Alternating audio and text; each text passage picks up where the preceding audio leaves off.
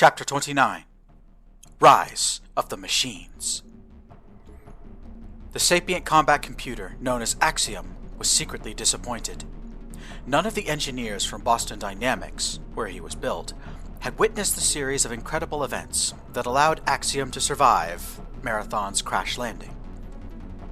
If he took this story back to Earth, no one would believe him.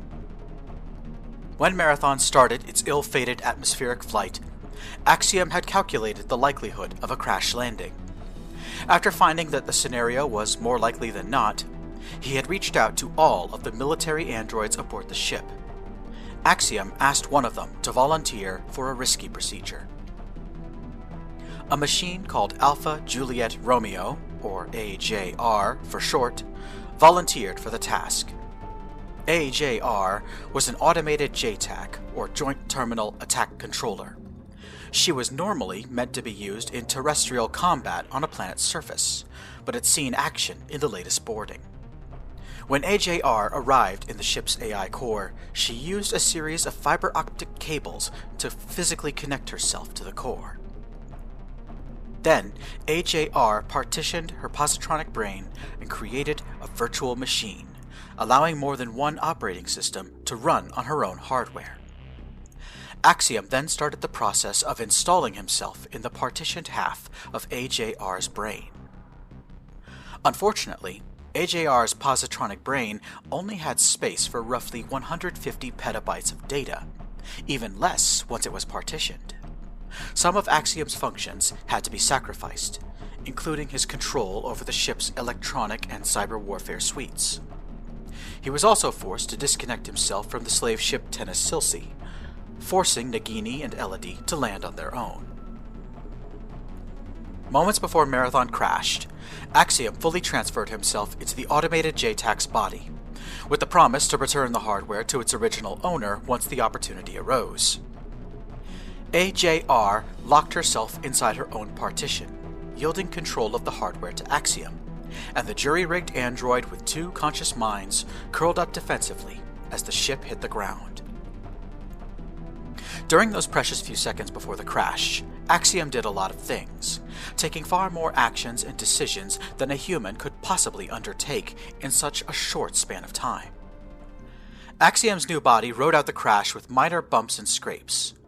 The AI core itself took far less damage than he was expecting, and once he was certain the antimatter reactor was still intact, Axiom started taking stock of the wider situation.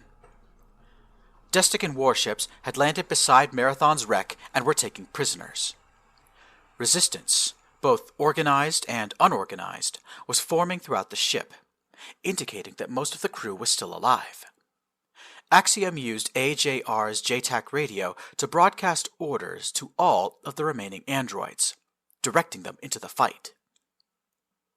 That was when Delegate made contact. The science vessel Vivarium had crashed in the same region, and its crew were captured shortly before the final battle for Marathon's crash site had started. Delegate had escaped detection by hiding under rubble, but Astro Creator Azarin had not been so lucky. She was taken aboard the Destican vessel Ambika, and shortly afterward, Captain Esperanta was taken there as well. Delegate and Axiom were in contact with each other for just a few minutes before someone else made contact. Rylan Quinn had survived the crash, along with many members of his own crew. He and the other cyborgs had noticed the synthetic crew members were getting ready for a rescue mission and wanted to join in. Axiom met Rylan at Hangar 1, which now opened to a green-tinged sky. And he was not alone. Sota did a double take when he spotted a vaguely feminine-shaped android approaching him. Rylan waved in greeting, which only confused Sota more. "Hey, you. I'm talking to the JTAC. What's Axiom's status?" "I am Axiom," the android replied. "I've temporarily relocated to this platform." "So you're not in the ship anymore?" "I remain in the AI core," Axiom said.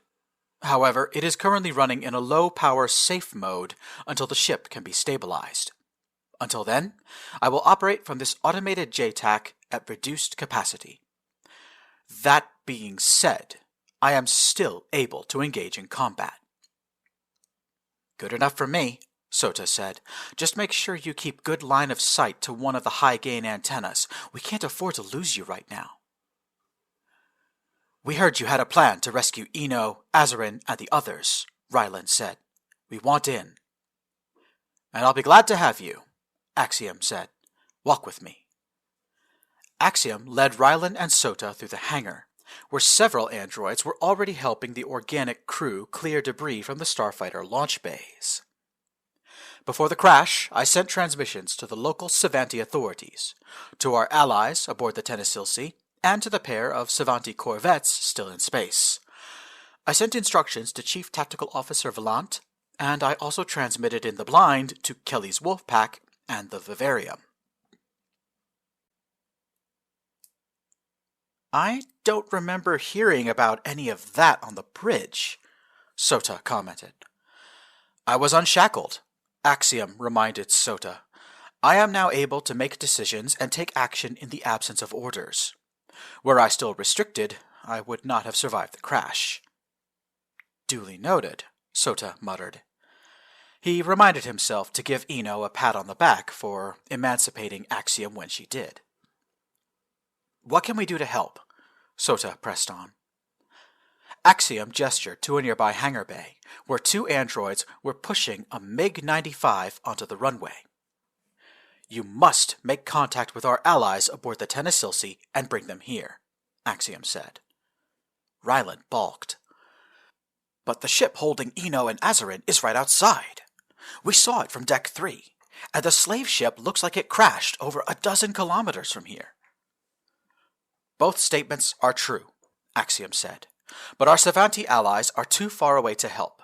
We must buy them time to close the distance. Axiom turned to face Sota and Ryland. If my transmission to the Tennesilsi was received, they will already be attempting to follow my instructions, but we must act quickly, Axiom said. Captain Quinn, I ask you to join Tactical Officer Valant on the mission to contact Tennesilsi. Acting Captain Beninato, you must stay here and help me. Sota felt a brief spasm run up his spine. In all the chaos, he had forgotten that with Ino in custody, he was now master of the marathon. However, he recovered from the shock much more quickly than Ino did months ago. Where's Valant now? Axiom pointed over Sota's shoulder. Prisman had just entered the hangar at a run, carrying a ruggedized laptop under his arm. A radio antenna was sticking out of his backpack. This mission is one of subterfuge and deception, Axiom said. Speed and communication will be of the essence. You must go now. No time for a more detailed briefing? Sota asked. The MiG-95 starfighter is notorious for its poor engine performance in atmospheric conditions, Axiom replied.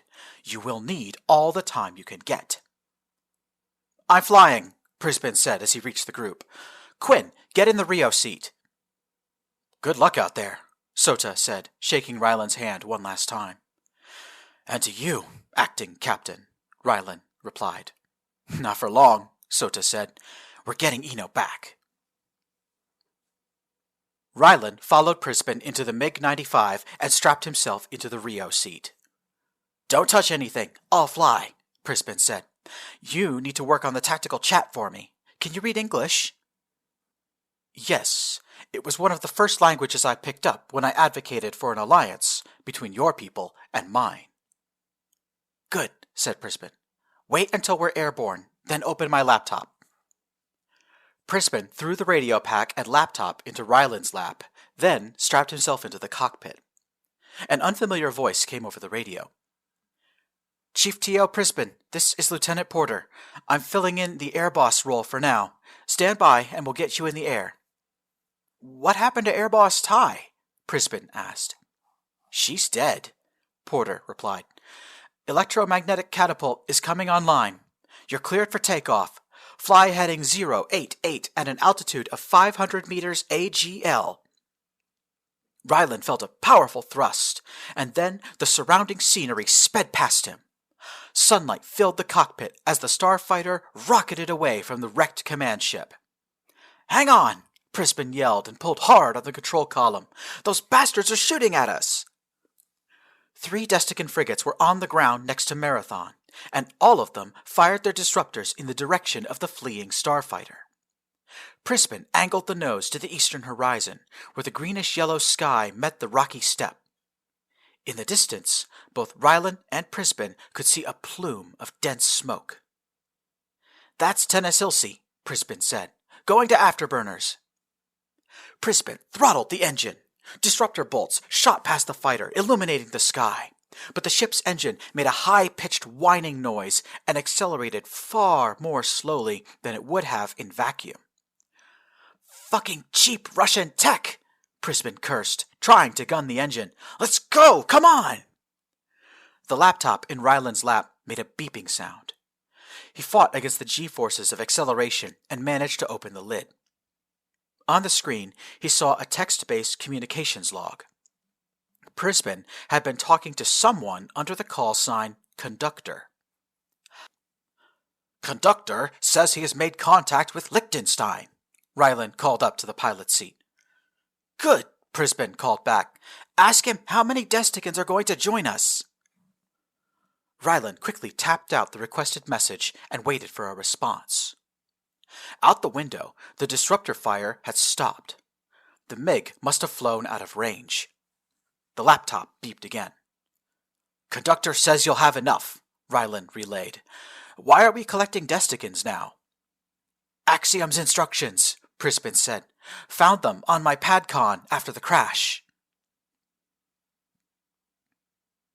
On the slave ship Tennesilsi, Elodie and Nagini watched the radar contacts nervously. Unlike Marathon, the slave ship had remained mostly intact on landing.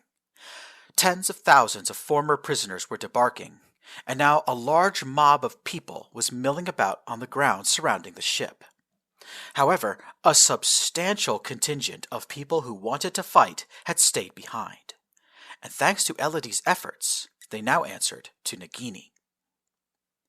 "One of the Destican frigates is taking off, trying to chase that MiG," Ashok Raval said. "I don't know which one it is for sure, but it's definitely not Kailasha. Zilfalin's flagship is staying on the ground. I can see it on the scope." "Good," Nagini said. "Your AI is basing his whole plan on the theory that our enemy has only one shaman." "Hopefully he was killed in the crash," Elodie remarked. "And if they do have any backups, then let's hope they were on that ship we rammed," Hermione added. The doorway connecting the bridge to the rest of the ship was pushed open, and a Destican man entered. Nagini pointed at him and looked at Elodie. "This is the man. Before we went through the Chamber of Elevation, he was a representative of the Pathfinder Order. He's the one who received the second transmission from your ship just before it crashed." "Call me Antipov," the Destican Pathfinder said. "Are you Russian?" Elodie asked. "No, I was from Chernarus," Antipov said, referring to a former Soviet state in Eastern Europe. "Thanks to our foes, I left my humanity behind months ago, but I am still a Pathfinder. If you say people must be freed, then I'll be there to fight." "It's a miracle from God that you came out of elevation with your mind intact," Nagini said. "That doesn't always happen. Ask the people wandering around outside." "The MiG is approaching our hangar now," Hermione reported. "It'll be landing in a few minutes. The enemy frigate is too far behind to do anything but watch." "We've only got a few minutes to make this work," Antipov said. "Let's get moving. Everyone, down to the hangar." Nagini, Antipov, Elodie, the UN Space Marines, and a mixed force of rebelling slaves departed the bridge. Along the way, Elodie caught up to Antipov and said, "How many of my people need to be visible to pull this off?" "Just one, if your AI is correct," Antipov replied. "All right then," Elodie said. "Do me. I want the rest of my people in top form." "Have I missed something?" Hermione asked. "A part of the plan the AI didn't tell me?" "Axiom only told each person their own part," Elodie said. "I don't think anyone knows the whole plan yet." the group of fighters arrived in the hangar bay. Here they found the Destican frigate Elodie's team had captured just before the crash. Nearly 200 heavily armed rebels clambered aboard. At the same time, the MiG-95 landed in the hangar nearby. Prisbin and Rylan ran to join the group. "I have specific instructions from Axiom for you guys," Prisbin panted. "Had to run it over here by hand because our signal strength was too weak for you to download the files." Prisbin passed the laptop to Antipov. "Solidarity, Pathfinder," Antipov said. "It's good to meet you. How long until the enemy ship gets here?" 10 minutes, maybe less," Prisbin said. "I'm going to lead the primary liberation team. Durand, Rival, and the Marines have their own tasks. You, Nagini, and Liechtenstein have to sell the ruse." "What ruse?" Rylan said. "Did I miss something?" Elodie gave her weapons to Hermione and then started to remove her power armor. "Nagini and Antipov are going to use the viewscreen communicator to trick the enemy," Elodie said. She stepped out of her power armor, now dressed in only her underlayer. Then she turned to her fellow Marines and held her arms out. "I need to look like I've been abused," Elodie said. "Oh, come on. I know you pricks have always wanted to hit me." Ashok and Hermione raised their eyebrows at one another, then gave their leader a bemused look. "Just remember, you asked for it." Ino tried to put up a fight, but the pain in her broken leg was overwhelming. She was tied to a stretcher and carried off the Destican ship. She could see the Kailasha as soon as the enemy soldiers carried her down the boarding ramp. The other prisoners were here as well. Ino, Oliver, Yamada, Kazuki, Raha, Hamilton, Agdashlu, and Azarin were escorted across the hot, rocky ground by nearly 24 Desticans. To their right, they could see the wreck of the Marathon and hear the sounds of gunfire coming from inside. Then they were aboard Kailasha and back in darkness. Ino yelled at her captors, demanding to be allowed to stay with her people, but the other 7 captives were separated from her, and Ino was carried into an ornate and luxurious-looking space that could only have been Araj Zilfalin's private quarters. Araj was not there. The guards put Ino's stretcher on the large bed and stood around her, facing away and waiting for something. Araj was commanding the battle from Kailasha's bridge. His anger at the situation was so palpable that none of his crew dared to look him in the eye. That was until he received 2 reports of good news. First, a Destican courier ran onto the bridge. "My glorious master," said the courier, "as ordered, the savage girl is now waiting for you in your private quarters." "Excellent," Araj breathed, his mood lightening considerably. He was about to leave the bridge when a message came in. "Kailasha, this is Manas. We have made contact with our sister ship Pranav. They have departed the Caravaneer vessel and are returning to us with additional prisoners." "Contact the Pranav at once," Araj said lazily, returning to the captain's chair, "and establish visual communication." An image appeared on the view screen. Pathfinder Antipov sat in the captain's chair on Pranav's bridge. A Destican crew was hard at work around him, and there were 2 women at his feet. Nagini and Elodie both had their hands bound behind their backs and looked thoroughly defeated. Elodie was bleeding from her nose and mouth, and her face was bruised. "My magnificent master," Antipov said in a magnanimous tone, "I am deeply saddened to report the death of our commander. But as you can see, we were victorious in the end." Araj nodded slowly and smiled. "It seems to me that Captain Lothrius has been sufficiently punished for his failures," Araj said. "Brave warrior, I will leave the vessel and crew to you as a trophy, provided you swear loyalty to me now. Antipov got down on his knees in front of the captain's chair. He grabbed Nagini and Elodie's heads, forcing them to grovel on the floor. By the will of the cosmos, I, Antipov Gear of the starship Pranav, swear my faith and allegiance to the inevitable and inexorable Araj Silphalin, most glorious son of the Nivella of Decronia. May he live forever. Araj was satisfied. Rejoin our formation and land beside Kailasha. Once the prisoners are offloaded, you will join us in subduing the last of the humans.